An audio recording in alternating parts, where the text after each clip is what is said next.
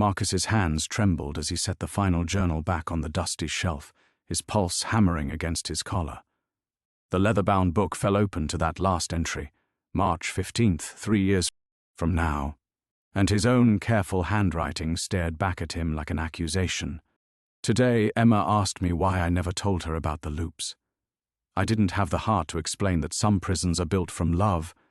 The words made no sense, yet something deep in his chest recognized them, the way you might recognize a song heard in a half-remembered dream. Marcus backed away from the hidden room, his shoulder catching the edge of the false wall panel he'd discovered behind the bookshelf. The mechanism groaned, and the section of wall began to swing shut on its concealed hinges. Wait. The word escaped before he could stop it, though he wasn't sure what he was trying to preserve. The impossible? The insane? He caught the panel before it closed completely, his palm flat against wood that felt far older than the cabin itself.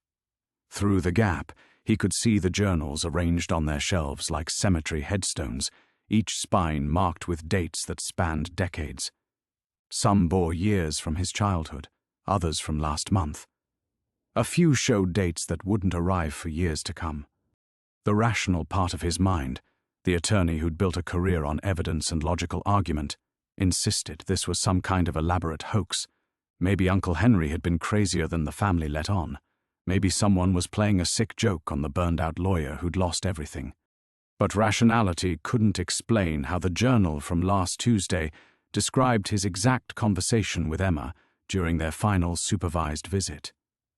Word for word, the entry captured how she'd asked if Daddy was going to be okay, and how Marcus had lied and said everything would work out fine.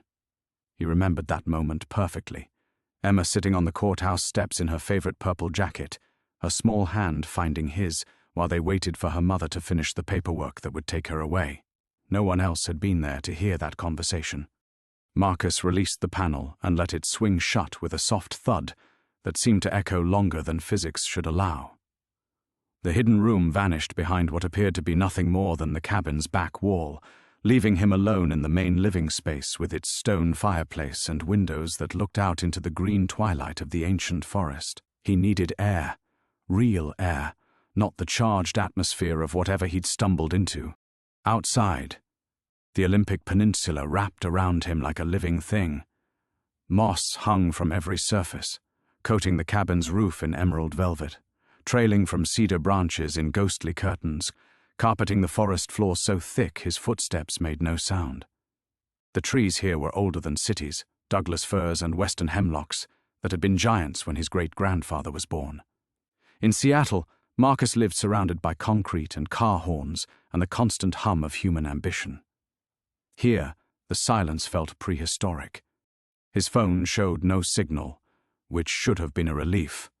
No more calls from creditors, no more voicemails from former clients asking what happened to their cases, no more updates from Sarah about Emma's adjustment to their new life in Portland. The law practice that had consumed 20 years of his life was gone, dissolved in a cascade of missed deadlines and personal disasters that started the day Sarah filed for divorce. Marcus had always been good at his job, maybe too good. He'd perfected the art of arguing other people's cases while his own life fell apart in slow motion. Late nights at the office instead of bedtime stories, settlement conferences during Emma's school plays, the gradual erosion of family dinners into takeout, eaten in separate rooms while he worked on briefs that meant nothing to anyone who mattered. The forest seemed to absorb these thoughts without judgment. A raven called from somewhere in the canopy, its voice sharp against the cathedral quiet. Marcus found himself walking deeper into the woods, following a path that looked well-worn despite the cabin's supposed isolation. Ferns brushed against his jeans, and somewhere in the distance he could hear the O River cutting its ancient channel toward the Pacific. When he finally turned back, the cabin looked different in the fading light. Smaller somehow, as if the forest were gently reclaiming it. Smoke drifted from the chimney, though Marcus couldn't remember lighting a fire. The windows glowed warm and golden, like a painting of the home he'd always imagined but never quite managed to build. As he approached the front door, his phone buzzed with an incoming text. Impossible, there was no signal here. But the screen showed a message from an unknown number. Tomorrow, 3:47 p.m., Answer on the third ring. Marcus stared at the words until they blurred. In the hidden room, that final journal entry had mentioned a phone call. Tomorrow at 3:47 p.m. He looked up at the cabin windows, half expecting to see someone watching from inside, but found only his own reflection staring back, hollow-eyed and haunted, like a man who'd lost more than he could afford and found something he didn't understand. Marcus stood frozen on the threshold, key halfway to the lock, staring at his ghostly reflection in the cabin window. The man looking back seemed like a stranger. When had those lines carved themselves so deep around his eyes? When had his shoulders learned to carry themselves like defeat? Inside, warmth hit him like an embrace he didn't deserve. The fire crackled in the stone hearth, flames dancing over split cedar that definitely hadn't been there when he'd left. Marcus approached the fireplace slowly, as if sudden movements might shatter whatever strange hospitality had taken hold of Uncle Henry's cabin.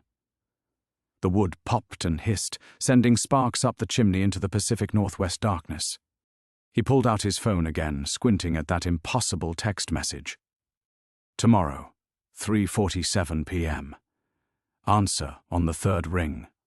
The timestamp showed it had arrived at exactly 8:23 p.m., right when he'd been standing outside, watching smoke rise from a chimney that should have been cold. "Okay, Henry," Marcus said to the empty room. "What kind of game are we playing here?" His great-uncle had always been the family eccentric. Marcus remembered him from childhood gatherings, a tall, quiet man who spoke little but watched everything, who brought Emma elaborate wooden puzzles that took her hours to solve. Henry never married, never had children of his own, but he seemed to understand something about being 8 years old that escaped most adults. The last time Marcus had seen him, Emma was 6, and they'd driven up to Henry's old house in Bellingham for Christmas. Henry had pulled Marcus aside while Emma played with her new kaleidoscope, and said something that stuck. "Time's not a straight line, you know. Sometimes it bends back on itself, especially when a heart breaks hard enough." Marcus had dismissed it as the rambling of an aging bachelor, but now those words echoed in his mind like a warning he'd failed to heed. He moved through the cabin's small rooms, cataloguing the life he'd inherited. The kitchen held mismatched dishes and a coffee pot that looked older than Marcus himself. The bedroom contained a single twin bed, neatly made, with a quilt that might have been hand-stitched by Henry's mother. Everything spoke of a simple existence, deliberately chosen. No television, no computer, no signs of the digital noise that had consumed Marcus's Seattle apartment. The bathroom mirror showed him the full damage, 2 weeks of uneven stubble, eyes bloodshot from too many sleepless nights, the pallor of someone who'd forgotten to eat regular meals. When had he become this person? The Marcus who'd married Sarah 15 years ago had been different, ambitious but not desperate, driven but not hollow. That man had believed in happy endings, in the power of hard work to build something lasting. This Marcus lived on convenience store coffee and gas station sandwiches, slept 4 hours a night, when exhaustion finally overpowered anxiety, and checked his phone obsessively for messages from Emma that never came. Sarah had been clear about the boundaries: emergency contact only, no random calls, no surprise visits, no attempts to insert himself into their new Portland life. "She needs stability," Sarah had said during their final mediation session. "You need to figure out who you are when you're not drowning." The truth was, Marcus had no idea. For 20 years his identity had been simple: lawyer, husband, father. Without the law practice, without daily access to Emma, without the routine that had structured his existence, he felt untethered from everything that had once defined him. He found himself drawn back to the living room, to the bookshelf that hid impossible secrets. The false wall panel looked seamless now, just another stretch of aged wood paneling. But Marcus could still feel the weight of those journals behind it, dozens of volumes documenting a life he'd never lived but somehow remembered. The fire popped again, and in the brief flare of light, he caught sight of something that made his blood freeze. There, on the mantelpiece, sat a framed photograph that definitely hadn't been there an hour ago.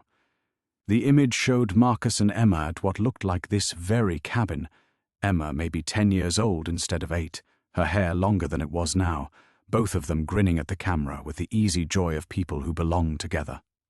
Marcus had never taken this photograph, had never brought Emma to this place, had never seen her hair grown out past her shoulders because Sarah had always kept it trimmed short for soccer season.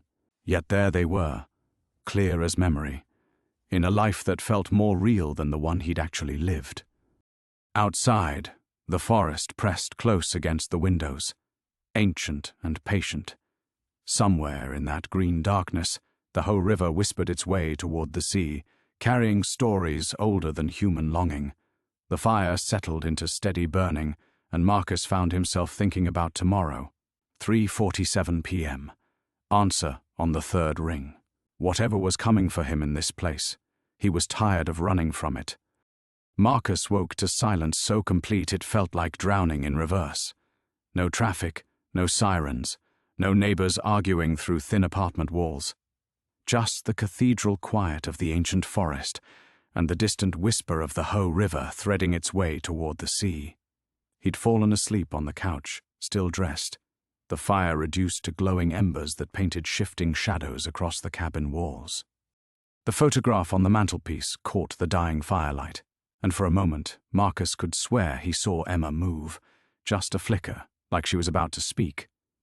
But when he blinked, it was just glass and paper again, documenting an impossible moment that felt more true than any memory he actually owned. His phone showed 6:23 a.m. and still no signal, yet somehow that mysterious text remained in his messages like a splinter under the skin.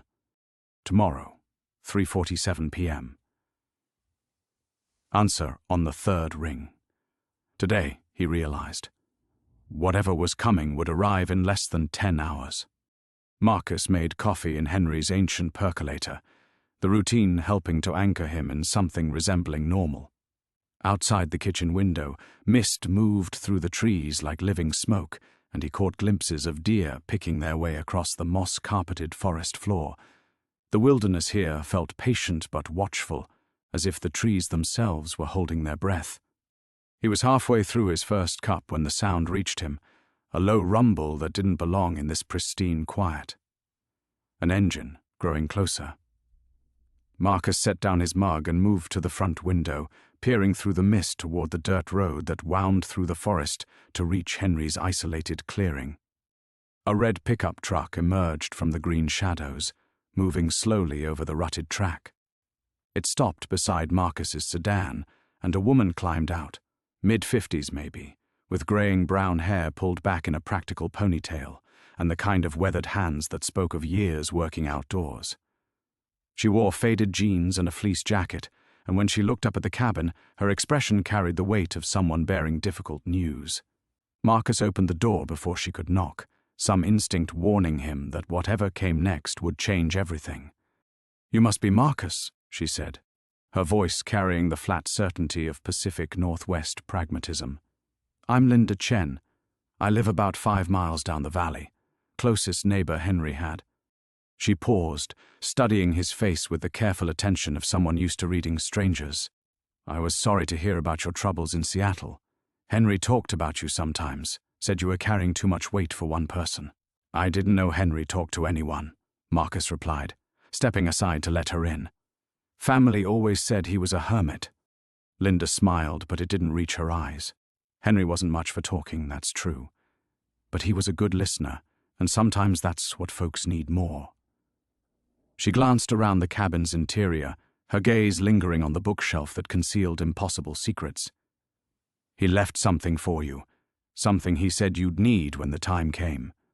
From her jacket pocket, she produced an envelope, cream-colored and heavy, with Marcus's name written across the front in Henry's careful script. The handwriting looked identical to what Marcus had seen in those journals, but somehow older, more deliberate. "He gave this to me 3 months before he passed," Linda continued. "Said I'd know when to bring it. Told me to watch for signs, a man who looked lost, a cabin that started waking up, and—" She hesitated, color rising in her cheeks. This might sound crazy, but he said to watch for the forest remembering things that hadn't happened yet. Marcus's hand trembled slightly as he accepted the envelope. What did he mean by that? "I'm not sure. But I've been living in these woods for 22 years, and I've never seen anything like what started 3 days ago. Animals acting strange, mist moving against the wind, and sounds—" Linda shook her head. "Sounds like conversations coming from empty places." She moved toward the door, then turned back. "Henry also said to tell you that some choices echo forward and backward both, and that courage isn't about not being afraid. It's about being afraid and opening the door anyway." After she left, Marcus sat at Henry's kitchen table, staring at the unopened envelope. Outside, the mist swirled through the ancient trees, and somewhere in its shifting patterns, he could almost see faces. Emma laughing, Sarah smiling the way she had on their wedding day, versions of himself that looked younger and more hopeful. The envelope felt warm in his hands, as if it contained something alive. Whatever was inside would demand a choice. He could feel that certainty settling into his bones. He could tear it open and step deeper into the mystery that had claimed this place, or he could pack his car and drive back to Seattle, back to the wreckage of his ordinary life. 3:47 p.m. Answer on the third ring. In 6 hours, his phone would ring, and Marcus would have to decide whether to pick up a call from the impossible. The envelope held his great-uncle's final words, and Marcus knew with the certainty of breaking glass that once he read them, there would be no going back to the man he'd been yesterday. The forest pressed close against the windows, ancient and knowing, waiting for him to choose.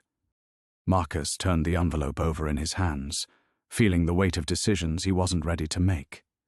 The cream paper bore his name in Henry's careful script, but beneath his uncle's familiar handwriting, Marcus could swear he saw other words bleeding through, fragments in his own hand that spoke of choices and consequences and time folding back on itself like origami made from broken promises. Just open it, the rational part of his mind insisted. It's probably nothing more than property documents or a final goodbye. But rationality held no power in this place where photographs appeared overnight, and fires lit themselves and phones received messages from numbers that shouldn't exist.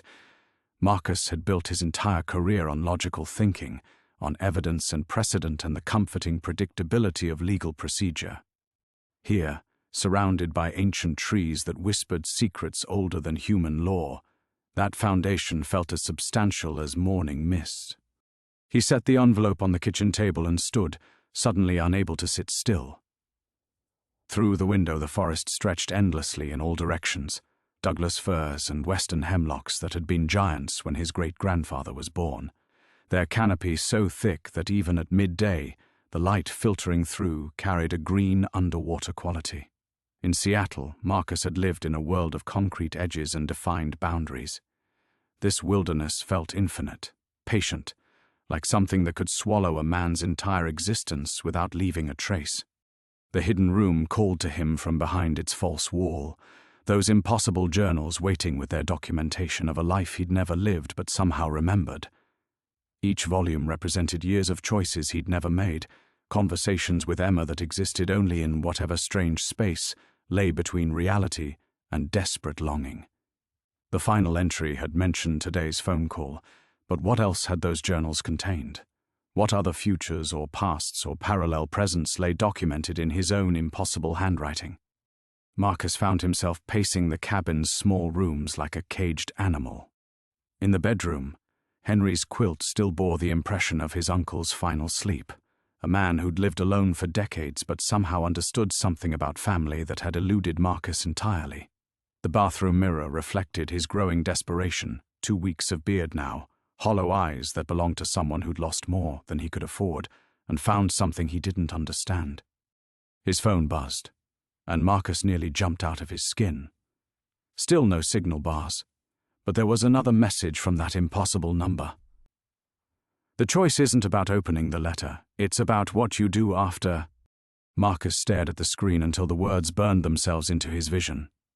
Whoever was sending these messages knew about the envelope, knew about his hesitation, knew things that no one should know.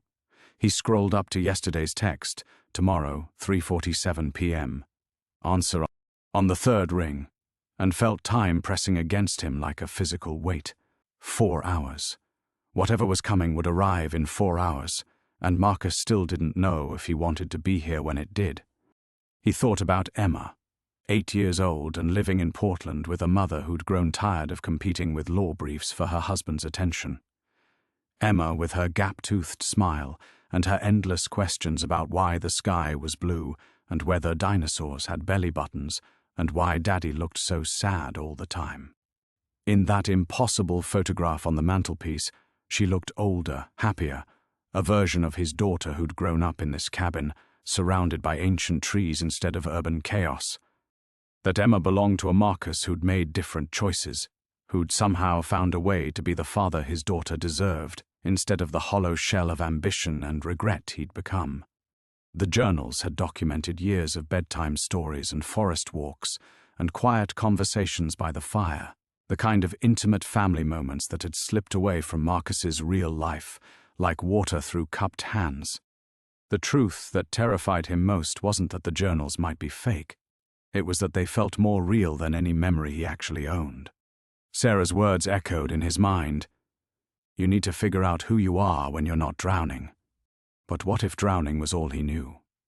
What if the man beneath the desperate lawyer was even more broken, even less capable of being what Emma needed? The envelope sat on the kitchen table like an accusation, demanding courage he wasn't sure he possessed. Outside, the mist swirled through trees that had witnessed centuries of human choice and consequence, their patience both comforting and terrifying. In this place where time bent back on itself and impossible things felt inevitable, Marcus could remain suspended between past and future forever, never opening Henry's letter, never answering the phone call, never discovering what lay waiting in the space between who he was and who he might become. 3:47 p.m. approached like a storm on the horizon, and Marcus realized that his greatest fear wasn't the mystery surrounding this place. It was the possibility that he might finally get everything he'd ever wanted and discover he was too broken to deserve it. The clock in Henry's kitchen ticked toward 3:30 p.m., each second a hammer blow against Marcus's resolve. He'd spent the morning circling the envelope like a man afraid of his own shadow, making coffee he didn't drink, and starting sentences to empty rooms that he never finished. The forest outside had grown restless, branches swaying without wind, mist moving in patterns that hurt to follow too closely. What if this is all a breakdown? The thought had been circling his mind like a vulture since dawn. What if grief and guilt finally snapped something fundamental, and you're sitting in a dead man's cabin talking to hallucinations? But the photograph on the mantelpiece argued otherwise. Emma's smile, captured in impossible light, belonged to moments he could almost taste. Pancake breakfasts by the fire, stories told in voices that echoed through dimensions he couldn't name. If insanity felt this much like coming home, maybe sanity was overrated. Marcus picked up the envelope one final time, feeling his uncle's words pressing against the paper like a held breath. Henry had known this moment was coming. Somehow, impossibly, he'd seen Marcus standing in this kitchen, torn between the life he'd destroyed and the life he'd never dared to live. The wax seal broke under his thumb with a sound like a bone snapping. Marcus. The letter began in Henry's careful script. If you're reading this, then the forest has decided you're ready to learn what choice really means. I know about the journals. I wrote them, just like you will write them, just like you have written them in the spaces between what is and what could be. Time isn't the straight line your lawyers' minds insist it must be. Some places exist in the gaps between seconds, and some choices echo so loudly they crack the walls between worlds. This cabin sits on one of those cracks. Your great-great-grandfather built it here deliberately, after he lost his own son to the kind of regret that eats men alive from the inside. The Holloway men have always been good at loving too late and too little, but we're also good at second chances, when we're brave enough to take them. The phone will ring at 3:47. The voice you hear will be yours, but from a place where you made different choices. He'll tell you things that will break your heart and heal it all at once. He'll show you what's possible when a man stops drowning long enough to swim. But Marcus, and this is the part you need to understand, none of it means anything unless you choose it. The magic isn't in the forest or the journals or the impossible phone calls. The magic is in deciding that the man you were doesn't have to be the man you become. Your daughter is coming back to you.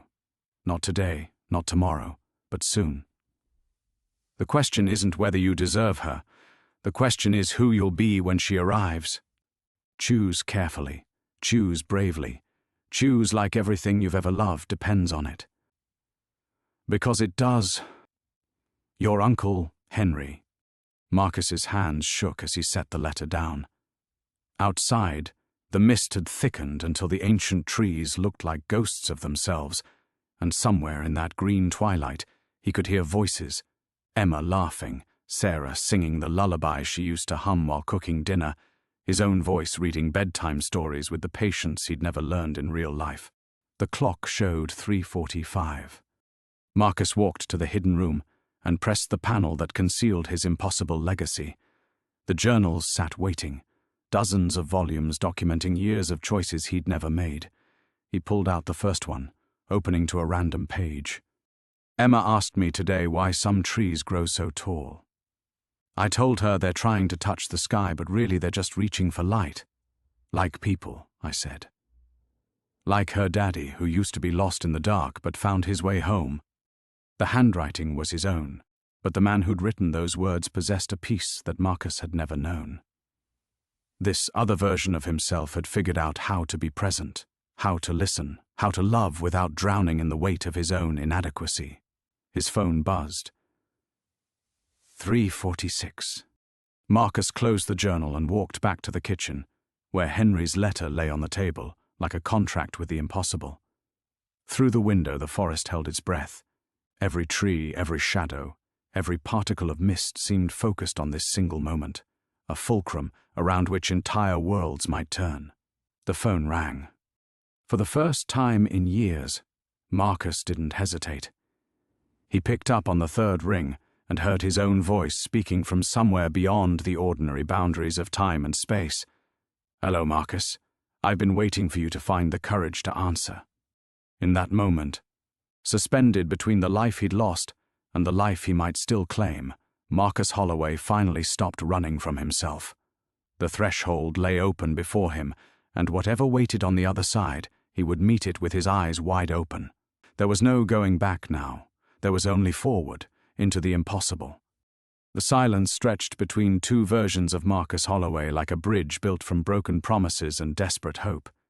His own voice, but older, steadier, carrying the weight of choices made differently, waited on the other end of an impossible connection. "This is crazy," Marcus whispered, his free hand gripping the edge of Henry's kitchen table until his knuckles went white. "Yes," the other Marcus agreed, and there was something like gentle laughter in his tone. "But crazy isn't the same as wrong. You've spent 42 years believing that sanity meant accepting the world as it appears to be. What if you've been looking at shadows on a cave wall?" Through the kitchen window, the mist moved between ancient trees with deliberate purpose, and Marcus caught glimpses of figures walking paths that shouldn't exist.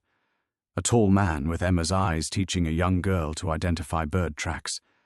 A woman who looked like Sarah, but moved with the easy confidence of someone who'd never learned to doubt her husband's love. "I can see them," Marcus said, his voice barely above a breath. "In the mist. Are they real?" "Reality is a much bigger word than you think," the other Marcus replied. "Those figures are echoes from choices not yet made. The forest remembers everything, what was, what is, what could be. Your great-uncle understood that some places exist in the spaces between certainty." Marcus sank into Henry's chair, the phone pressed against his ear like a lifeline to drowning man. "Henry's letter said Emma is coming back to me. How is that possible? Sarah has custody. She's building a new life in Portland. With David," the other Marcus finished. "I know. I lived through that timeline too, Marcus. I felt every rejection letter from Emma's school, every cancelled weekend visit, every night lying awake wondering if my daughter still remembered what I looked like." The pain in that familiar voice hit Marcus like a physical blow. This other version of himself had walked the same path of loss and regret, had felt the same crushing weight of inadequacy that followed Marcus through his days like a hungry shadow. "Something changed," the other Marcus continued. 3 months from now, Sarah will call you. Not about visitation or paperwork or lawyers. She'll call because she's scared.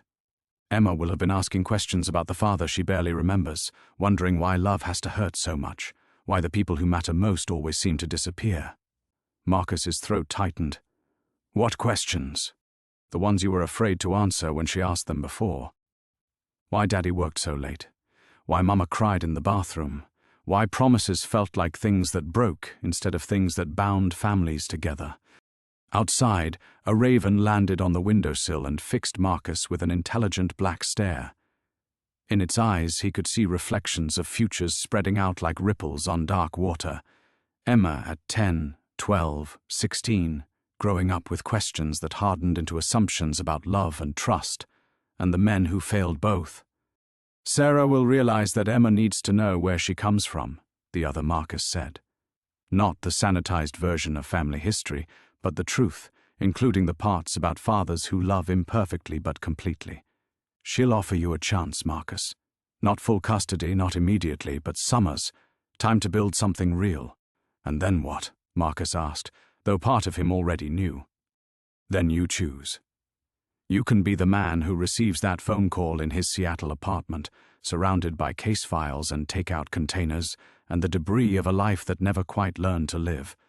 Or you can be the man who answers from Henry's cabin, from a place where time moves differently and second chances grow like moss on ancient bark.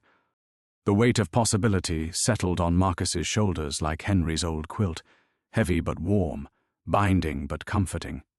In the hidden room behind its false wall, those impossible journals waited with their documentation of choice made manifest. Years of Emma's laughter, bedtime stories told with patience instead of exhaustion, quiet moments by the fire where healing happened one conversation at a time. The journals, Marcus said. I write them?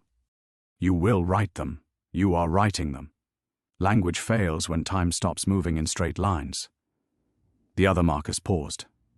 But yes, every word comes from your hand, your heart, your growing understanding of what it means to be present for the people you love. A knock at the door interrupted them, sharp and urgent. Marcus looked up to see Linda Chen on the front porch, but her expression carried something new, fear mixed with wonder. The look of someone who'd witnessed impossible things. Marcus, the voice on the phone said urgently. Answer the door. Linda's about to tell you something that will test everything you think you understand about choice and consequence. Remember, the forest protects what belongs to it, but only if you're brave enough to belong. The line went dead, leaving Marcus alone with the sound of Linda's insistent knocking and the growing certainty that his education in the impossible had only just begun. Marcus set the phone down with trembling fingers and walked to the door, his heart hammering against his ribs. Through the glass, Linda Chen stood silhouetted against the swirling mist, her usually composed face tight with an emotion he couldn't name. When he opened the door, she stepped inside without invitation, bringing with her the scent of cedar and something else, something electric, like the air before a storm. We need to talk, Linda said, her voice carrying an urgency that made the cabin's walls feel suddenly fragile. About what you've found here. About what Henry never told me he was protecting. Marcus gestured toward the kitchen, but Linda shook her head, her eyes fixed on the hidden room's concealed entrance. Somehow, impossibly, she knew exactly where to look. You've seen them, she said. It wasn't a question. The journals. How could you possibly? Because I helped Henry hide them. Linda's words fell into the cabin's silence like stones dropped into still water. 40 years ago, when your great-uncle first started writing in books that shouldn't exist, documenting conversations with children who lived in other versions of time.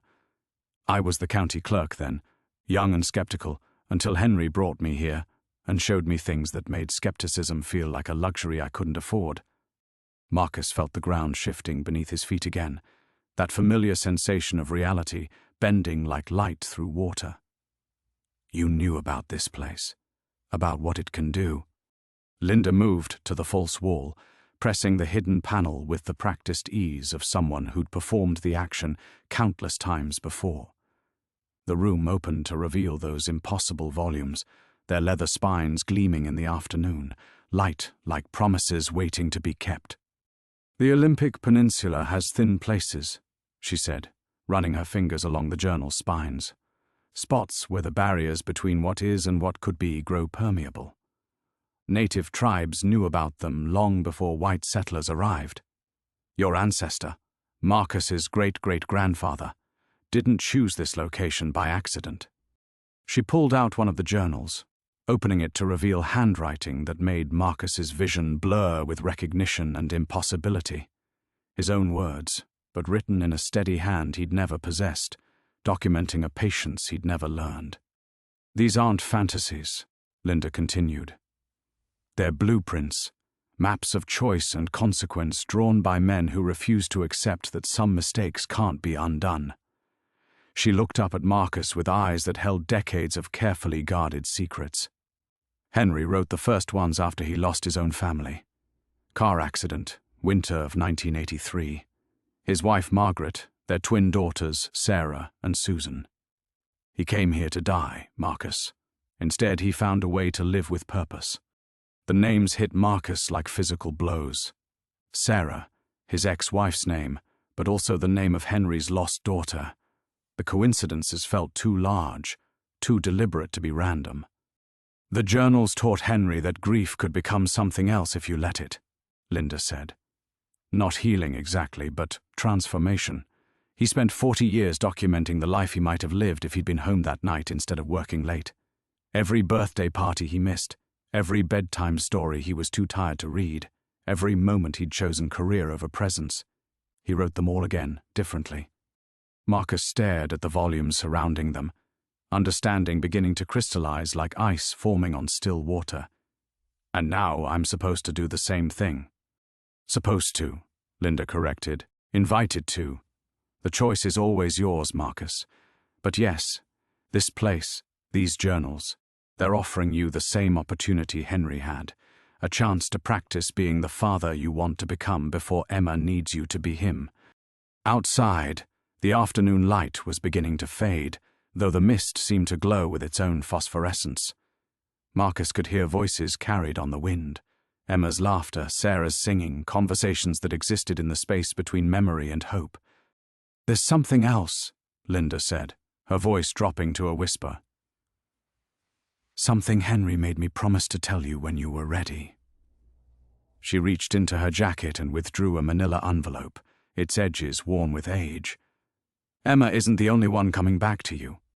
Marcus's hands shook as he took the envelope. His name was written across the front in Sarah's handwriting, but not the angry script he remembered from divorce papers and custody agreements. This was the careful penmanship she'd used for love letters, back when they were young enough to believe that good intentions were armor against the world's sharp edges. "She wrote this?" Marcus asked. Linda nodded.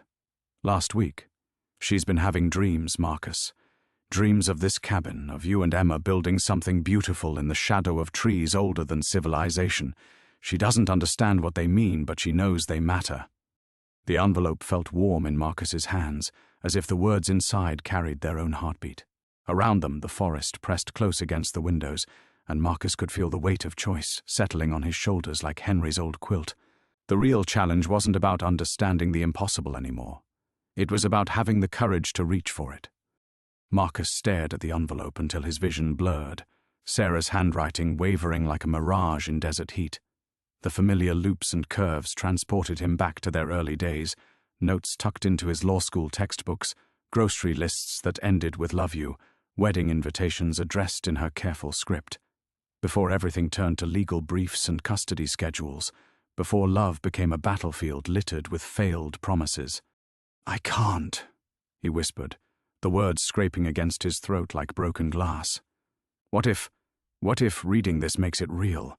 What if I start believing in impossible things and she never comes? What if Emma never forgives me? What if I'm just a 42-year-old man losing his mind in the woods? Linda's expression softened with understanding. What if you are? Would that be worse than spending the rest of your life wondering what might have happened if you'd been brave enough to try? The envelope trembled in Marcus's hands as every fear he'd ever swallowed came roaring to the surface. Fear of inadequacy. Fear of repetition. Fear that some damage runs too deep for healing, that some bridges once burned leave only ashes and regret. He thought of Emma's face the last time he'd seen her, 8 years old and already learning not to expect too much from the man who was supposed to be her hero. "Henry left you something else," Linda said quietly, moving to a journal he hadn't noticed before. Its leather was newer than the others, the spine unmarked. She opened it to the first page, where fresh ink spelled out words in handwriting that made Marcus's heart stop. Day 1. A man decides to stop running from himself. "This one's empty," Linda said, "waiting for you to fill it. But Marcus..." Her voice carried the weight of 4 decades spent guarding impossible secrets. "Once you start writing, once you open that letter, there's no pretending anymore. The forest will hold you to whatever choice you make here." Marcus looked around the hidden room, at journals documenting years of fatherhood he'd never experienced, love he'd never learned to give properly, moments of grace he'd never earned. The other Marcus, the voice on the phone, the man who'd somehow found his way to patience and presence, felt both impossibly distant and terrifyingly close. The envelope burned against his palm like a live coal. With shaking fingers, he broke the seal. Sarah's letter unfolded like a flower blooming in fast forward, her words spilling across cream-colored paper in the intimate handwriting he'd thought was lost to him forever. "Marcus, I don't know why I'm writing this. I don't even know if I'll send it. But I've been dreaming about you, about us, and the dreams feel more real than the life I'm living. Emma asks about you constantly now. Not the angry questions from before, but wondering questions. She wants to know if you still read bedtime stories with different voices for every character. She wants to know if you remember the song you used to hum while making her pancakes. She wants to know if love can grow back after it's been broken." I don't know how to answer her, Marcus. I don't know how to explain that some people love so hard they forget how to be gentle, that some men carry so much fear of failing they guarantee their own failure. But then I have these dreams. Dreams of you in a cabin surrounded by trees that look like prayers. And in those dreams you've learned something I never taught you. How to be still. How to listen. How to love without drowning in the weight of your own inadequacy. David is a good man. He loves Emma, and he loves me with the steady reliability I thought I needed. But steady isn't the same as home, Marcus, and Emma knows the difference. I'm scared to hope. I'm scared to believe that people can change, that love gets second chances, that the man I married might still exist underneath all the fear and ambition and desperate proving. But I'm more scared of teaching our daughter that love dies when it gets difficult.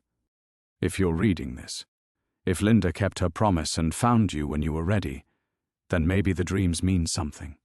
Maybe there's still time to build something beautiful from the pieces we made of each other. Emma needs to know her father, not the man who worked 70-hour weeks and forgot school plays and answered emails during bedtime stories. She needs to meet the Marcus I fell in love with, the one who used to dance with me in the kitchen and believe that good intentions could save the world.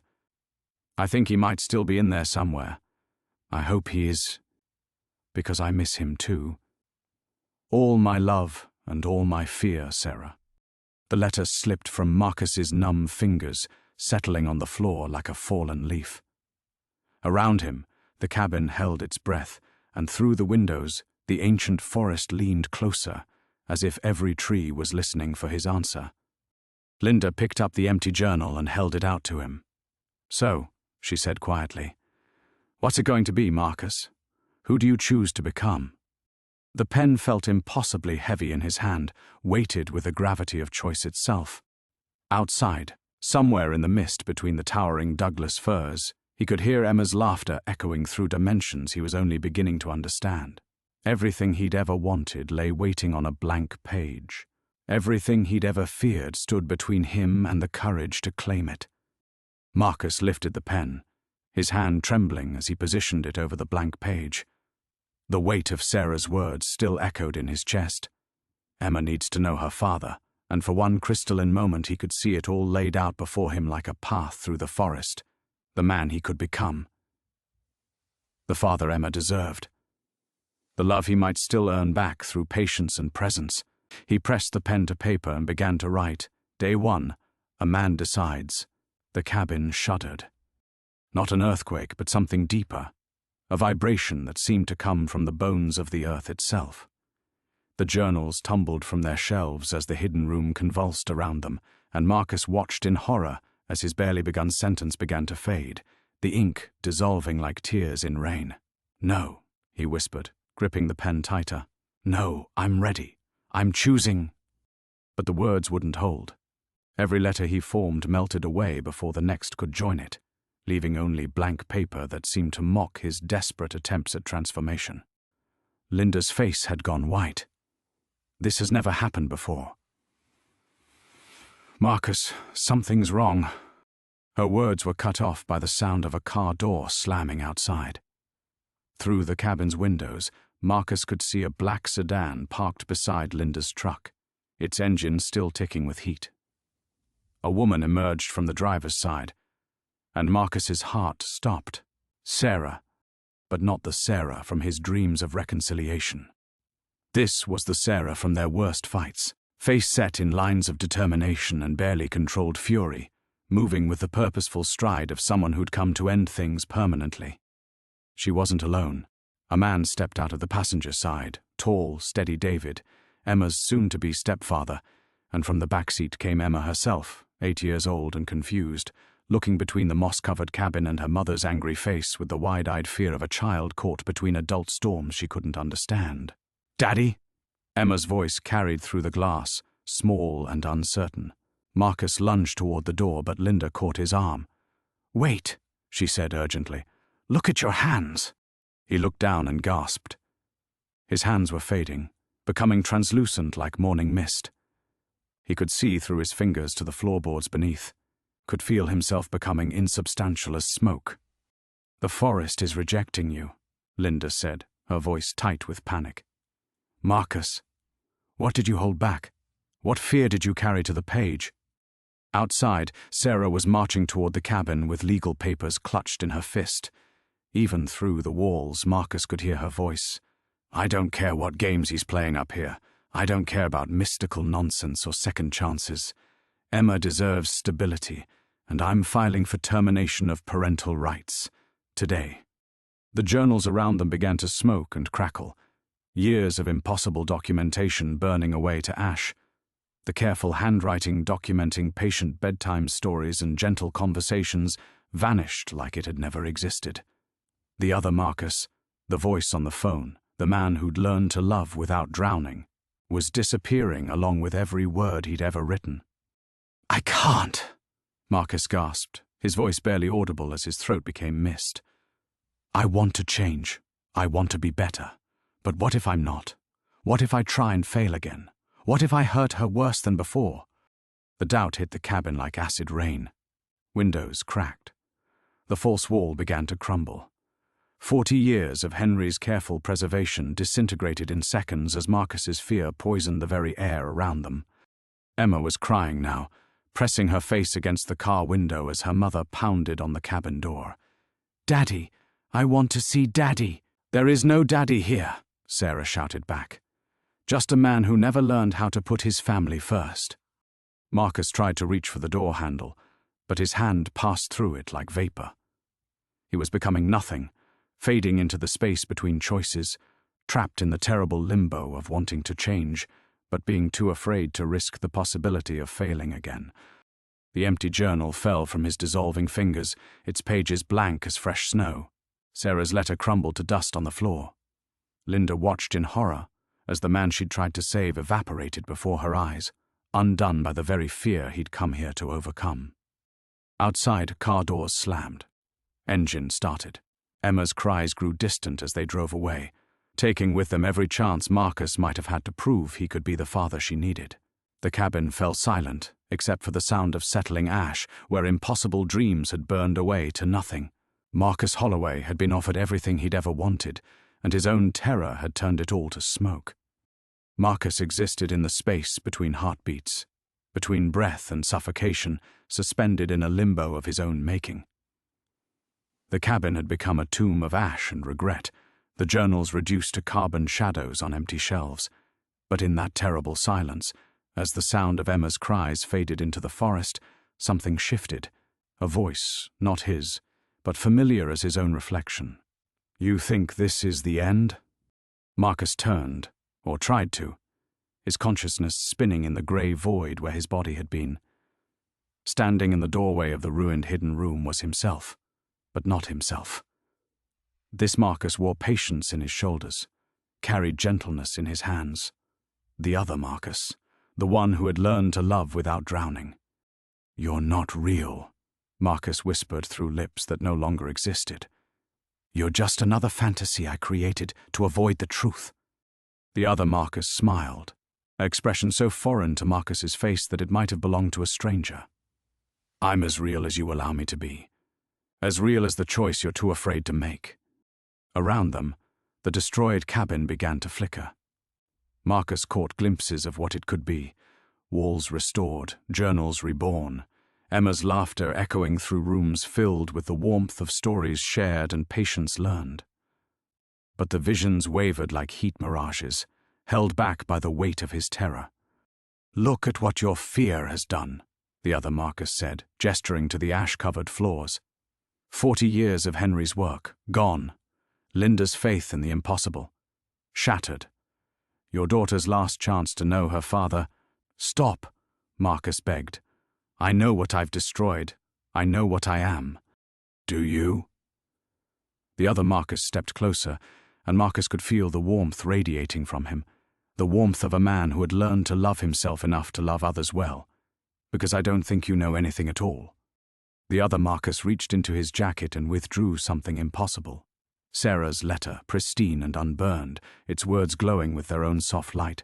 "You read these words and saw only your failures. You heard Emma crying and remembered only the times you'd failed to comfort her. But you missed the most important part."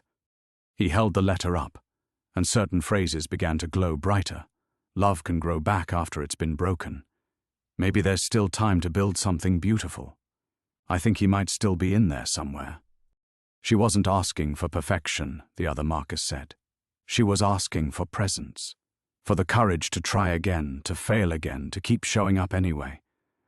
That's what love is, Marcus, not the absence of failure, but the commitment to keep choosing connection despite it. Marcus felt something stir in the void where his heart should be. But what if I hurt her again? What if I can't change enough, fast enough? "What if you can?" the other Marcus interrupted. "What if the very willingness to risk failure is what makes you worthy of success? What if Emma needs to see her father struggle and try and grow, not because he's perfect, but because he loves her enough to keep becoming better?" The cabin around them solidified slightly, walls reforming like hope taking shape. Through the restored windows, Marcus could see time folding back on itself. The black sedan was returning, Sarah's car pulling back into the clearing, as if the universe was offering him one more chance. "The loop isn't a prison," the other Marcus said softly. "It's a rehearsal. Every version of yourself that's lived in these journals, every patient word, every gentle response, they weren't fantasies, they were practice. Training for this moment when you finally choose to believe that transformation is possible." Marcus felt his form beginning to solidify, his hands becoming real enough to hold things again. The empty journal materialized in his grasp, its pages blank and waiting. Henry didn't create this place to escape his grief, the other Marcus continued. He created it to transform his grief into wisdom. Every year he spent here, writing different endings, learning different responses, he was teaching himself how to love better. And now he's teaching you.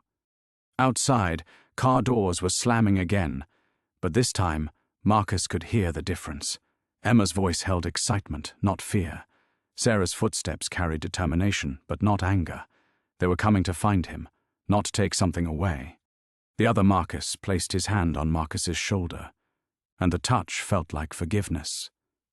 The man who hurt them is not the man who gets to heal them, but the man who chooses to grow from that hurt, who commits to showing up differently day after day, moment after moment.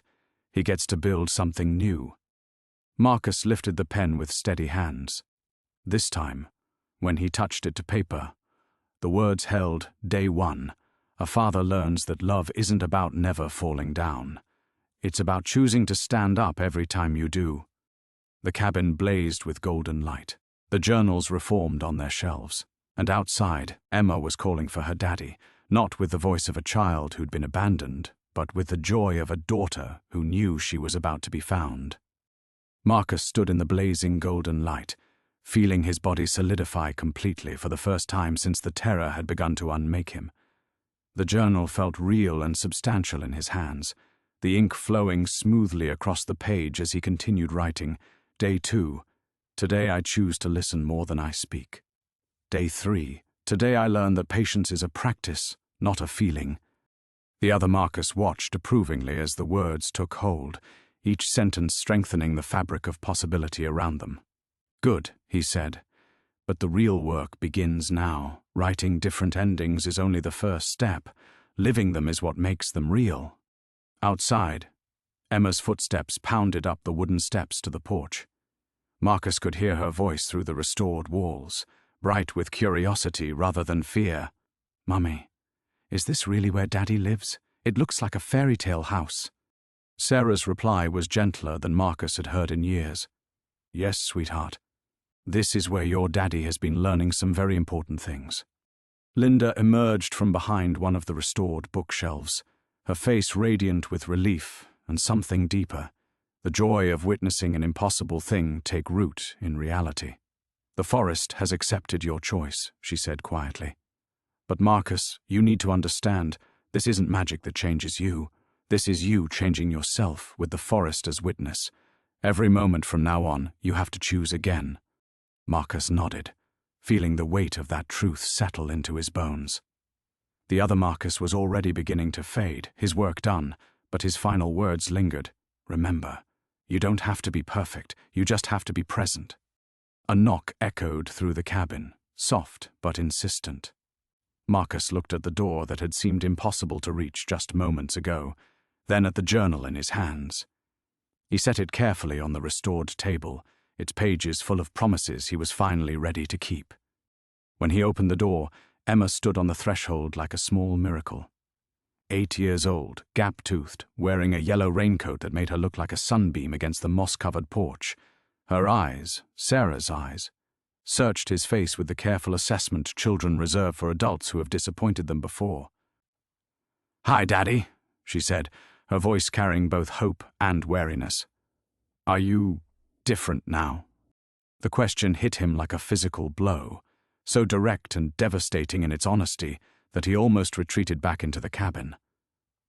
But instead, he knelt down to her level, bringing his face even with hers, and spoke the truest words he'd ever said. "I'm trying to be, sweetheart. I'm learning how to be the daddy you deserve. It might take me some practice, but I promise I won't stop trying." Emma studied him for a long moment, then reached out one small finger to touch the tears he hadn't realized were falling. "Linda said you've been reading stories about being a better daddy. Can you read me one?" Behind her, Sarah stepped onto the porch with David at her side. Her face was unreadable, but she wasn't carrying legal papers anymore. Instead, she held a small overnight bag. Emma's things, Marcus realized with a jolt of understanding. This wasn't a visit, this was a chance. "The forest called to me in dreams," Sarah said quietly. "Showed me you sitting in a room full of journals, learning how to love without fear. I didn't believe it at first, but—" She gestured at the transformed cabin, at the way the light seemed to emanate from the walls themselves. "Sometimes impossible things are just true things we haven't accepted yet." David stepped forward, and Marcus braced for confrontation, but instead, the other man extended his hand. "Emma talks about you constantly," he said simply, "about the daddy she remembers from before things got hard. If you've found your way back to being that man—" He squeezed Marcus's hand firmly. "She needs that. They both do." Linda appeared in the doorway behind Marcus, carrying the journal he'd started writing. "The cabin has rooms prepared," she said with a knowing smile. "Emma's room overlooks the stream. Sarah, there's space for you too, if you want to stay while everyone adjusts." Emma bounced on her toes, her earlier wariness melting into excitement. "Can we stay, Mommy? Can we stay and see if Daddy remembers how to make pancakes with faces on them?" Marcus felt his heart expand until it seemed too large for his chest. "I remember," he said, lifting Emma into his arms, carefully, reverently, like she was made of spun glass and starlight. "And if I forget, you can teach me again."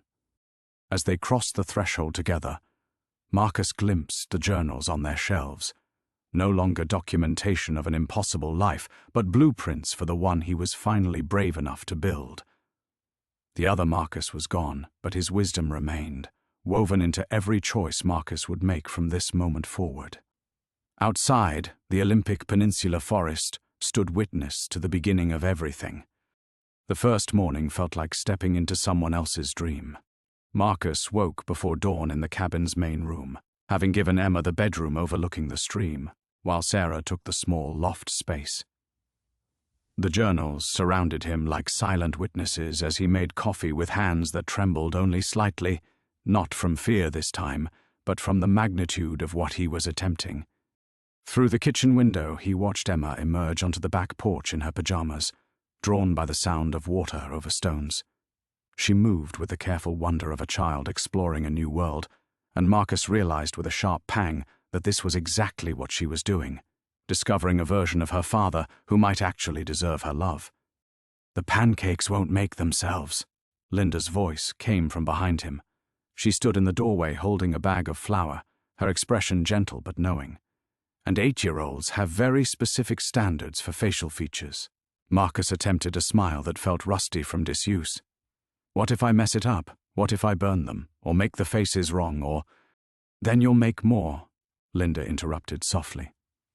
"That's what the journals taught you, isn't it? That love isn't about perfection. It's about showing up and trying again." By the time Emma wandered back inside, Marcus had managed reasonably successful pancakes, shaped like smiley faces, though one looked more like a lopsided alien than anything human.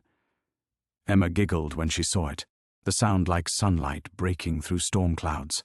"That one looks like Mr. Peterson from school," she said, climbing onto a chair. "He always looks confused, too."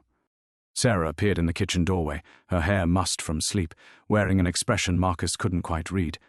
She watched him serve Emma's breakfast, noting how he remembered to cut the pancakes into bite-sized pieces, how he poured the syrup in a smiley face pattern without being asked. "You remembered," she said quietly. "Some things you don't forget," Marcus replied, then caught himself. "Actually, I did forget. For a while I forgot everything that mattered.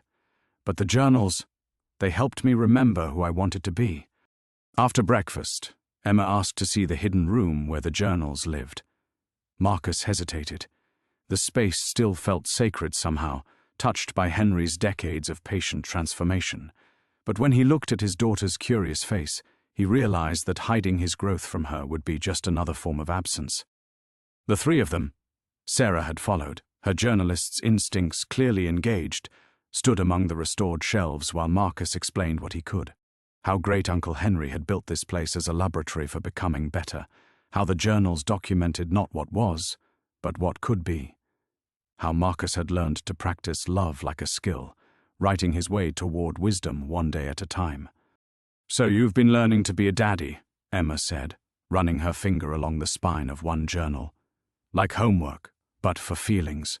"Something like that," Marcus agreed, marveling at her ability to distill complex truths into simple words. Sarah pulled one of the journals from its shelf, opening to a random page. Marcus tensed, but she wasn't looking for ammunition. Her expression held something closer to wonder. "Listen to this," she said, reading aloud. "Day 847, Emma asked why I was sad today. Instead of saying I was fine, I told her the truth, that sometimes grown-ups have feelings they don't understand, but that doesn't mean the feelings are her fault. She hugged me and said sadness needs hugs to get better. I think she might be right." Emma beamed.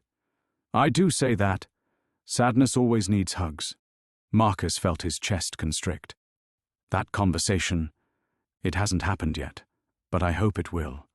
I hope when you're older and you see me struggling, you'll know it's safe to ask questions, that I won't hide from you anymore."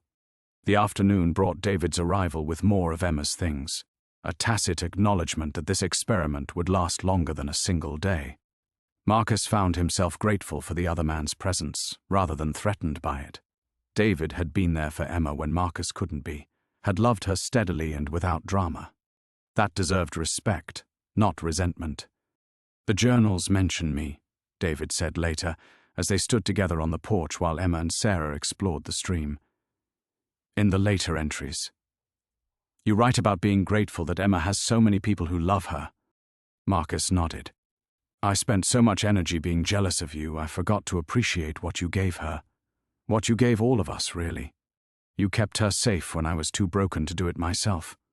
As evening approached, the weight of the day settled on Marcus's shoulders, not the familiar weight of failure, but something heavier and more precious, the weight of possibility. He had made it through one entire day without disappointing his daughter, without saying the wrong thing or retreating into himself when emotions got complicated. But he could feel the forest watching, patient and expectant. Linda's words echoed in his mind, every moment from now on. You have to choose again. Tomorrow would bring new tests. Emma would have bad days, Sarah would have doubts, and Marcus would face the same old triggers that had derailed him before. The difference now was that he had a roadmap written in his own hand. Hundreds of examples of how to choose love over fear, presence over perfection. The real work was just beginning. That night, Marcus lay awake, listening to the forest breathe around them. Emma slept peacefully in the bedroom, her soft breathing a counterpoint to the whisper of wind through ancient Douglas firs. Sarah moved restlessly in the loft above, and he could sense her wrestling with the same questions that plagued him. Was this transformation real? Could it last? Or was he simply a more articulate version of the same broken man who had lost his family? At 3 a.m., Marcus slipped outside onto the porch, seeking clarity in the moss-scented air. The journals had prepared him for many things, but not for this, the crushing responsibility of proving himself worthy of a miracle.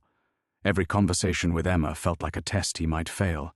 Every gentle word felt fragile, as if the wrong tone could shatter this impossible second chance. Linda materialized from the shadows like she belonged to them. "You're afraid," she observed without preamble. "Terrified," Marcus admitted. "What if tomorrow I revert? What if the patience I found today was just borrowed? What if I wake up and I'm him again, the man who failed her?" Linda settled beside him on the porch steps. "Do you know what Henry's final journal entry said? The last thing he wrote before he disappeared into these woods for good?" Marcus shook his head. He wrote, "Today I realized that transformation isn't a destination. It's a daily choice to keep walking toward who you want to become. Some days I stumble, some days I fall completely. But the forest taught me that growth isn't measured by perfect forward motion. It's measured by the willingness to keep trying." Through the window, Marcus could see Emma stirring in her sleep, one arm flung across her face in a gesture so achingly familiar it made his chest hurt.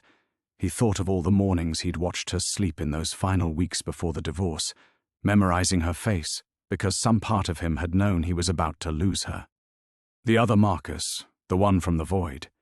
He told me the loop was practice," Marcus said quietly. "But practice for what? What if this is the test, Linda? What if the forest is waiting to see if I can choose love when it's hard? Not just when it feels magical." As if summoned by his words, Emma appeared in the doorway, rubbing sleep from her eyes. "Daddy, I had a bad dream." Every instinct screamed at him to panic. In the old life, nightmare comfort had been Sarah's domain. Marcus had always felt clumsy with tears, uncertain how to navigate the landscape of a child's fears. But the journals had prepared him for this moment, showing him dozens of gentle responses, patient approaches. He opened his arms. "Come here, sweetheart. Tell me about it." Emma padded over in bare feet, curling against his chest like she belonged there. "I dreamed you went away again. That this house disappeared and I couldn't find you anywhere." Marcus felt his throat close, but he forced himself to breathe through the panic. The old Marcus would have made promises he couldn't keep, would have deflected with false cheer.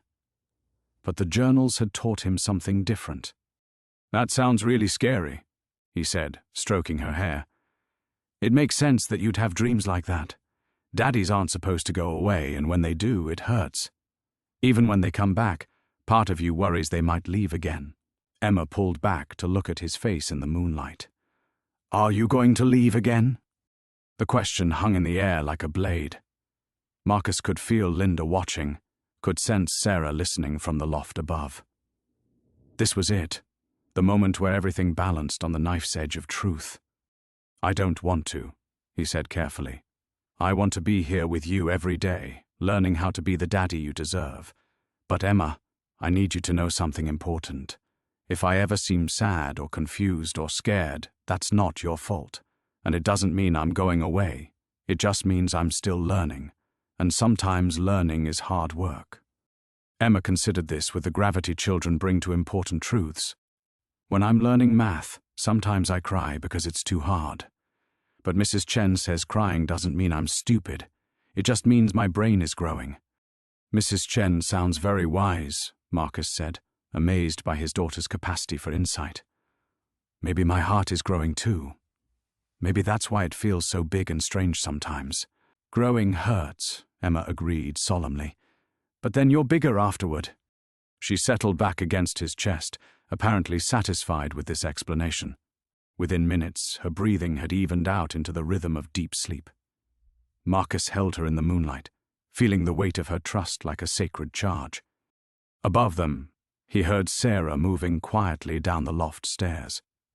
She appeared in the doorway, her expression unreadable in the silver light. "That was beautiful," she whispered. Marcus nodded, not trusting his voice. Tomorrow would bring new tests, new moments where he'd have to choose between old patterns and new possibilities.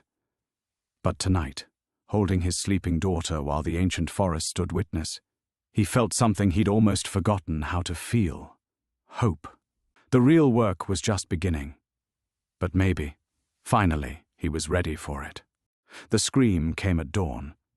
Marcus jerked awake to find Emma's bed empty, her window standing wide open to the grey morning light.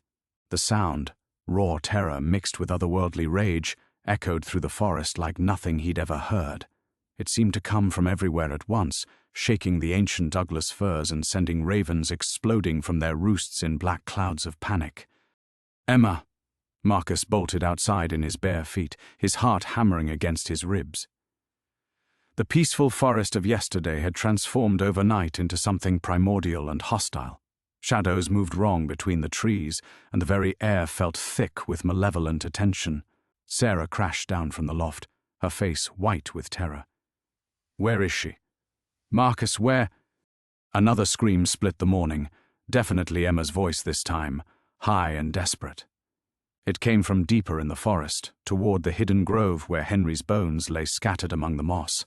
"She's calling for you," Linda said, appearing from the hidden room with her face grave as stone. "But Marcus, you need to understand, this isn't just about Emma anymore. The loop is fighting back." As if to underscore her words, the forest around them began to shift and blur. Trees aged decades in seconds, moss spreading like fast-forward film across every surface. The cabin behind them flickered between its restored state and the rotting ruin Marcus had first discovered. "What's happening?" Sarah grabbed his arm, her journalist's rationality cracking under the weight of impossible sights. "I changed the story," Marcus said, understanding flooding through him like ice water. "The temporal loop, the endless repetition. I broke free, but I didn't end it. I just left it running without me." Emma's voice came again, closer now but wrong somehow, layered with harmonics that belonged to no 8-year-old girl. "Daddy, help me. He says you have to choose." Marcus plunged into the forest, following the sound of his daughter's terror. Behind him he heard Sarah calling his name, but her voice seemed to fade as if the very air was swallowing sound. The trees pressed closer with each step, their branches clawing at his clothes, roots rising from the earth to trip him. He found them in Henry's grove. Emma stood in the center of the clearing, but she wasn't alone. The other Marcus, the broken one from the void, held her hand in a grip that looked gentle but somehow wrong. His face wore an expression of patient sadness that Marcus recognized with nauseating familiarity. "Hello, Marcus," the other Marcus said. His voice carried the weight of years, of endless repetition, of hopes disappointed so many times they'd curdled into something bitter. "Did you really think it would be that easy? That you could just choose to be better and everything would change?" Emma's eyes found his across the clearing. She looked terrified but also strangely calm, as if she understood something he didn't. "Daddy, he says he's you, the you from before. He says he loved me too, but loving wasn't enough." "It never is," the other Marcus continued, his grip on Emma's hand tightening. "Love without competence is just another form of selfishness. And you're not competent, Marcus. You never were. All those journals, all that practice, it's just elaborate self-deception." Marcus felt his newfound confidence wavering. Every doubt he'd buried, every moment of uncertainty from the past few days came rushing back. What if the other Marcus was right? What if this transformation was just another fantasy, another way of avoiding the truth of his fundamental inadequacy? "Look at yourself," the other Marcus pressed, "standing there in your underwear, covered in moss and panic sweat. You think this is what she needs? You think this is what worthy looks like?" "Stop," Emma said, her voice cutting through both men's words like a blade. She pulled her hand free from the other Marcus and stepped toward her father. "Daddy, Mrs. Chen taught us about this in school. She said sometimes when people are scared, they try to make other people scared too. Because if everyone's scared, then being scared feels normal." The other Marcus laughed, but the sound held no warmth, out of the mouths of babes. "Yes, Emma, I'm scared. Terrified, actually. Terrified that your father will hurt you the same way I did.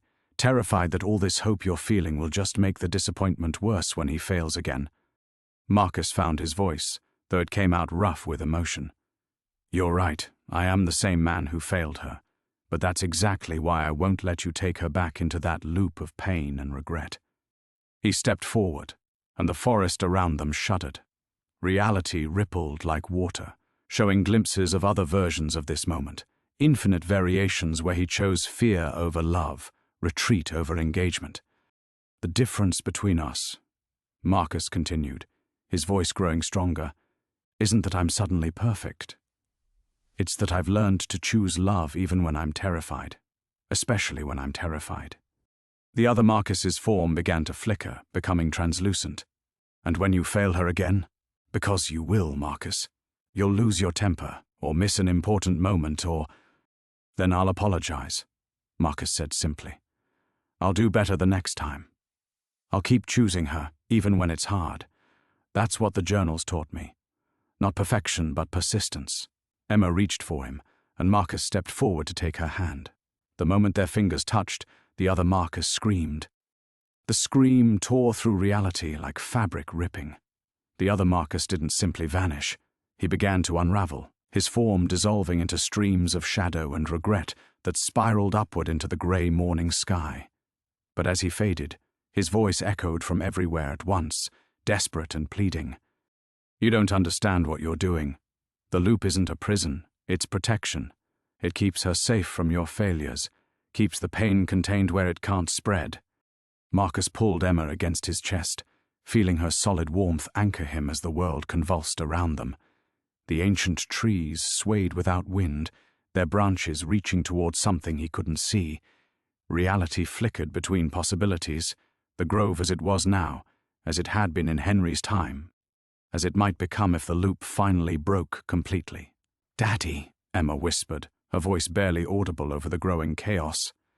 "He's not really gone, is he? He's still part of you." Marcus looked down at his daughter's upturned face and saw a wisdom there that humbled him. She was right. The other Marcus, the broken, desperate version of himself, wasn't some external enemy to be defeated. He was every moment of self-doubt, every certainty of inadequacy, every fear that love wouldn't be enough. "No, sweetheart," he said softly. "He's not gone. But maybe that's okay. Maybe being afraid doesn't mean we have to let fear make our choices." The forest around them began to stabilize, but something was wrong. The air itself felt thin, stretched, as if the world was holding its breath. In the distance, Marcus could see cracks appearing in the fabric of the grove, actual fissures in reality that revealed glimpses of the void beyond. Linda appeared at the edge of the clearing, her face grave with understanding. "Marcus, the temporal loop is collapsing. Henry's journals, the cabin, all of it. It was held together by the repetition, by the consistent pattern of your regret feeding back on itself. You've broken the cycle, but breaking it means—" She didn't need to finish. Marcus could feel it now, the dissolution creeping through everything. The moss on the trees was fading like time-lapse photography in reverse. The journal's carefully recorded wisdom was unwriting itself, leaving blank pages that crumbled to dust. "Everything Henry built here is going to disappear," Marcus said, the weight of understanding settling on him like a stone. "The journals, the practiced responses, all the roadmaps for being better, none of it can exist outside the loop." Emma's hand tightened in his. "But Daddy, you already read them. The words are in your head now, right? Like when I memorize a poem for school, even if the book goes away, I still know the words." Marcus felt tears sting his eyes. His 8-year-old daughter understood something it had taken him days to grasp. The journals hadn't been crutches to lean on forever. They'd been training wheels preparing him to navigate fatherhood without their constant guidance. Another crack split the air near the ancient Douglas fir where Henry's bones lay. Through it, Marcus could see the void, not the malevolent darkness of before, but simply emptiness. The absence of story, the space between possibilities. "There's more," Linda said quietly. "The loop isn't just collapsing here. It's collapsing backward through time. Every repeated day, every recycled moment, all of it unraveling. Which means—" "Emma never came back to me," Marcus finished, the truth hitting him like a physical blow. The custody hearing, Sarah's change of heart, David agreeing to let her visit, none of that happened outside the loop.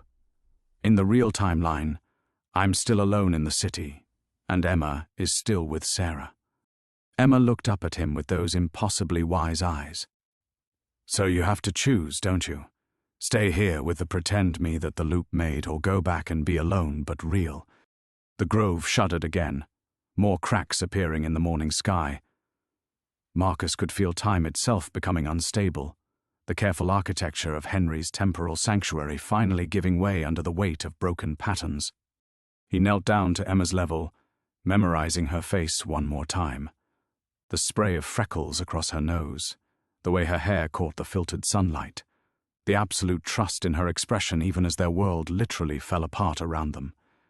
"I love you," he said, his voice breaking. "More than anything in any timeline. But you're right, I have to go back. I have to earn you the real way, one choice at a time, even if it takes years. Even if I fail sometimes." Emma nodded solemnly, then threw her arms around his neck. "I know, Daddy. And when you see the real me, tell her about this place. Tell her about the journals and the moss and how you practiced being brave. Maybe she'll understand." The grove gave one final shudder, and everything began to fade. But as the loop collapsed around them, Marcus felt something unexpected, not loss, but completion.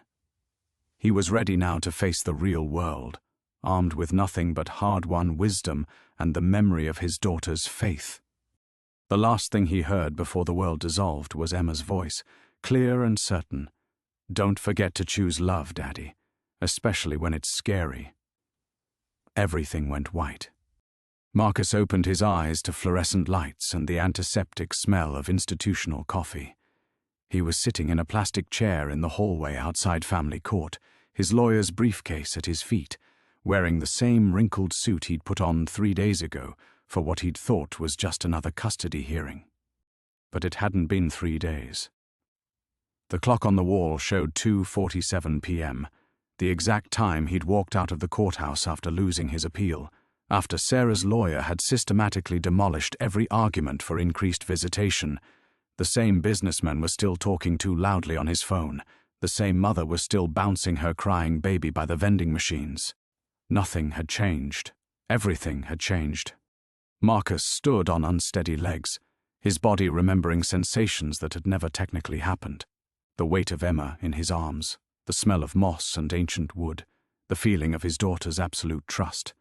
His chest ached with phantom loss, mourning a version of Emma who had never existed outside a temporal loop that was now unraveling across timelines he couldn't access. "Mr. Holloway." A clerk appeared beside him, holding a manila folder. "Sorry to bother you, but there was an issue with your forwarding address. The court needs to know where to send copies of the amended custody agreement." Marcus stared at her blankly. Amended agreement? From this morning's hearing. Judge Morrison's revised visitation schedule. The clerk looked concerned. "Sir, are you feeling all right? You seemed very emotional when the ruling came down, but your ex-wife said you'd worked out a more collaborative arrangement." The words hit him like a physical force. Slowly, carefully, Marcus took the folder from her hands and opened it. There, in official court language, was an agreement he didn't remember signing, one that granted him alternating weekends and Wednesday dinners with Emma. At the bottom, Sarah's signature sat next to his own, though he had no memory of putting pen to paper. "I need to make a phone call," he said quietly.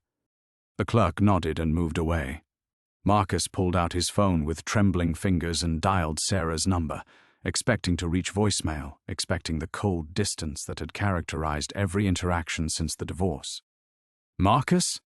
Sarah's voice was cautious but not hostile. "I was hoping you'd call. Emma's been asking when she gets to see your new place." "My new place?" A pause. "The cabin you inherited? You seemed pretty excited about showing her the forest, though honestly I hope you're planning to childproof that place. 8-year-olds and remote wilderness don't exactly scream safety to me." Marcus felt the world tilt slightly. The cabin existed. Henry's inheritance was real, even if Henry himself had never entered a temporal loop, even if the journals and the moss-covered sanctuary had been products of a reality that was busy unwriting itself across multiple timelines. "Sarah," he said carefully, "I need to ask you something, and I need you to be completely honest. Why did you agree to the amended custody arrangement?" Another pause, longer this time. "Because you asked me to, and because—" "Marcus, I don't know what happened to you between the hearing and when you came back to my office, but something changed. You were different, calmer. You talked about Emma like you really saw her, not just as a prize to be won. You admitted you'd made mistakes without trying to deflect blame onto everyone else. You asked what you could do to earn more time with her, instead of demanding it as a right." Marcus closed his eyes, remembering words he'd never spoken, having conversations that existed only in the dissolving memory of a broken timeline. Somehow, the loop's collapse had rewritten history in the spaces between moments, inserting a version of events where he'd made better choices. "And you believed me?" "Your daughter believed you," Sarah said quietly. "When I asked Emma how she felt about spending more time with Daddy, she said something that stuck with me. She said, 'Mommy, Daddy learned how to choose love even when it's scary.' I have no idea where an 8-year-old picks up language like that, but the way she said it, she wasn't just hoping you'd changed, Marcus. She was certain of it." Marcus felt tears he couldn't explain sliding down his cheeks. Emma existed, the real Emma, in the real world, carrying forward some impossible memory of lessons learned in a place that had never existed outside his desperate need to become worthy of her love. "When can I see her?" "This weekend, if you want. Though, Marcus, don't make me regret this. Don't make her regret believing in you." "I won't," he said, and meant it with every fiber of his being. "I promise." After he hung up, Marcus sat in the courthouse hallway for a long time, processing what had happened. The loop was gone, but its echoes had somehow rippled forward into reality, creating space for the man he'd practiced being to exist in the world that mattered. He had work to do, a relationship to rebuild, a daughter to earn, a life to live without the safety net of endless repetition. But for the first time in months, that prospect didn't terrify him. Emma was waiting. Marcus walked slowly down the courthouse steps, feeling like a man learning to trust his legs after a long illness. The Seattle afternoon was crisp and grey, exactly as he remembered, but the weight in his chest had shifted. The crushing despair that had driven him to the Olympic Peninsula was gone, replaced by something harder to define, not confidence exactly, but readiness. His phone buzzed. A text from Emma. "Daddy, I drew you a picture of trees. Mommy says you live in the forest now like a nature man. Can we build a fort?" Marcus stared at the message, his throat tight. The real Emma, his actual daughter, not the wise, impossible child from the loop, was excited to see him. She didn't remember lessons learned in a moss-covered sanctuary that had never existed, didn't carry forward the hard-won wisdom of repeated conversations. She was just an 8-year-old girl who wanted to build a fort with her father. He typed back, "I would love to build a fort with you. I can't wait to see your drawing." The drive to the Olympic Peninsula felt different this time. Marcus had made the journey 3 days ago as a broken man fleeing his failures. Now he traveled as someone returning home, though home had been transformed by experiences that technically never happened. The forest welcomed him with the same ancient presence, but he no longer felt like an intruder seeking escape. He belonged here now, not because he was running from his life, but because he'd finally learned how to live it.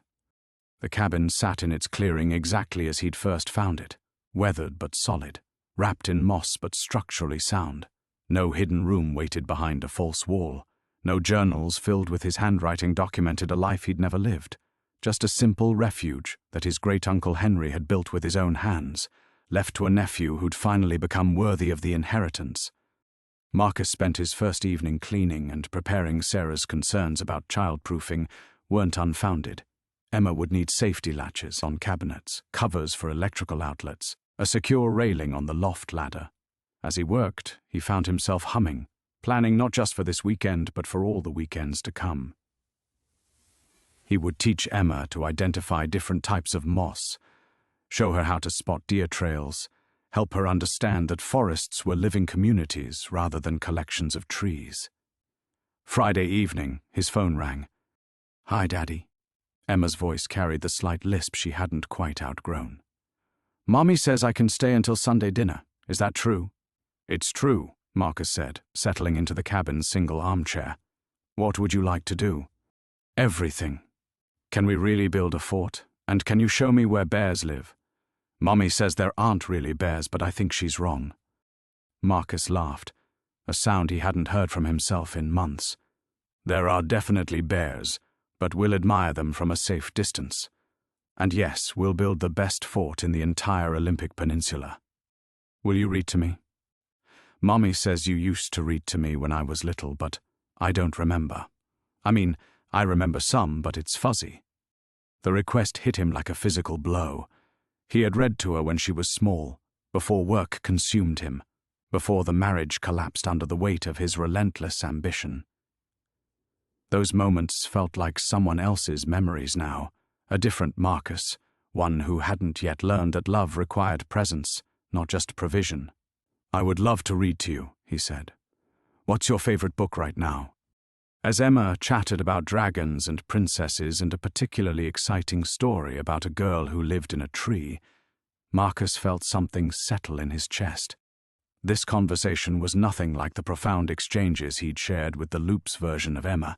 There was no precocious wisdom about choosing love over fear, no 8-year-old insights into the nature of regret and redemption. This was just a real little girl, excited about seeing her father, chattering about books and bears and the serious business of fort construction. It was perfect. Saturday morning arrived grey and misty, the forest wrapped in Pacific Northwest atmosphere that made everything feel magical. Marcus drove to Sarah's house with his heart hammering against his ribs, carrying the knowledge that this was the real test, not conversations with a wise child who understood trauma and healing, but ordinary parenting moments with a daughter who deserved his full attention and patient love. Emma burst out the front door before he'd even parked, her backpack bouncing as she ran. She'd grown since he'd seen her last, taller, her face losing some of its baby roundness. The sight of her real, solid, gloriously normal 8-year-old energy nearly brought him to his knees. "Daddy, I brought my sleeping bag and my flashlight, and my special rock collection and... Oh, I almost forgot the picture." She thrust a piece of construction paper at him, covered in green crayon trees, and what might have been a cabin. At the center, two stick figures stood hand in hand. "That's us," she announced proudly, "in our forest." Marcus knelt down to her level, holding the drawing like the treasure it was. "It's beautiful, sweetheart. Should we go make it real?" Emma threw her arms around his neck, and Marcus finally understood the difference between the love he'd practiced in the loop and the love he was living now. One had been perfect and impossible. This was messy and uncertain and absolutely true. Marcus held Emma close for a long moment, breathing in the scent of her strawberry shampoo and memorizing the weight of her small arms around his neck. When she pulled back, her eyes were bright with excitement and anticipation. No otherworldly wisdom, no understanding of temporal loops or the price of second chances. Just pure 8-year-old joy. "Come on, Daddy. The forest is waiting." The drive to the cabin passed in a blur of Emma's chatter about everything and nothing. Her loose tooth, the weird kid in her class who ate paste, her teacher's new haircut. Marcus found himself laughing more than he had in years, not at profound insights or cosmic revelations, but at his daughter's wonderfully ordinary observations about her wonderfully ordinary world.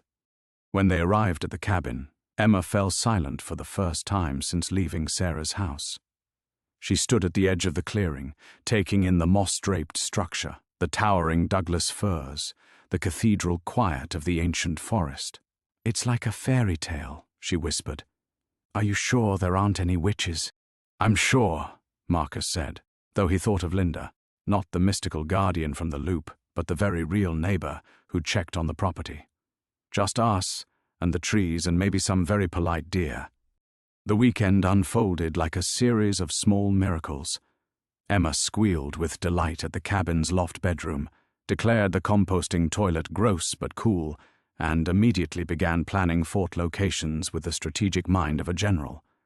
They spent Saturday afternoon gathering fallen branches and moss, Emma chattering constantly about her architectural vision, while Marcus provided engineering support and answered endless questions about load-bearing walls and structural integrity. "Daddy," Emma said as they dragged a particularly impressive branch toward their construction site, "why do you look sad sometimes, even when you're smiling?" The question caught Marcus off guard. He paused, wiping sweat from his forehead, and considered how to answer. In the loop, Emma had possessed an uncanny ability to understand adult emotions. This Emma was perceptive in the way all children were, seeing things adults forgot they were revealing.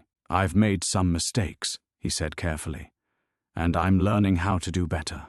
Like when I broke Mommy's favorite mug and had to learn to be more careful with special things." "Exactly like that." Emma nodded sagely, then brightened. "Well, you're being really careful with me. So I think you're learning good." That evening, as promised, Marcus read to her. They curled up together on the cabin's small couch, Emma pressed against his side, following along with her finger as he worked through a story about a dragon who was afraid of heights. Her running commentary, "That's silly, dragons are supposed to fly, and maybe he just needs practice," made the simple tale feel like the most engaging literature he'd ever encountered. When bedtime came, Emma insisted on brushing her teeth by lamplight. "It's more adventurous than electricity, Daddy," and carefully arranged her stuffed animals in the loft. As Marcus tucked her in, she caught his hand. "Will you stay until I fall asleep?" "I'm not scared, but the forest makes different sounds than home." Marcus sat on the edge of the narrow bed, listening to his daughter's breathing slow and even out. Outside, the forest settled into its nighttime rhythms. The distant call of an owl, the whisper of wind through ancient branches, the soft percussion of moisture dripping from moss to forest floor. These sounds had once felt alien to him. Now they felt like home. Sunday morning brought weak sunshine and Emma's excited discovery of deer tracks near the cabin's front steps. They spent an hour following the trail, Emma practicing her forest walking skills, while Marcus marveled at her ability to find wonder in every fallen leaf and unusual stone. When they finally built their fort, it was gloriously imperfect, lopsided, with gaps that would never keep out rain, but utterly satisfying in its deliberate construction. "It's perfect," Emma announced. crawling inside to test the acoustics. "Can we have a snack in here? Fort food tastes better, I think." As they shared granola bars in their makeshift shelter, Marcus felt time moving differently, not in the endless repetition of a temporal loop, but in the natural rhythm of moments that mattered precisely because they couldn't be repeated. This specific Saturday, this exact fort, this particular conversation about why squirrels buried nuts, all of it was happening once, unrehearsed and unrepeatable. When evening came and they had to return to Sarah's house, Emma was quiet during the drive, clutching her collection of special forest rocks and the drawings she'd made of their fort. "Daddy," she said as they pulled into Sarah's driveway, "next time, can we sleep in the fort? If it doesn't rain?" "If it doesn't rain," Marcus agreed. Emma hugged him fiercely at the door, whispering, "I love you, Daddy. Our forest is the best forest." As Marcus drove back toward the cabin, toward home, he carried with him the knowledge that he was no longer practicing for real life. This was real life, messy and uncertain and absolutely precious. He had chosen love, even when it was scary. And love, it turned out, had chosen him back,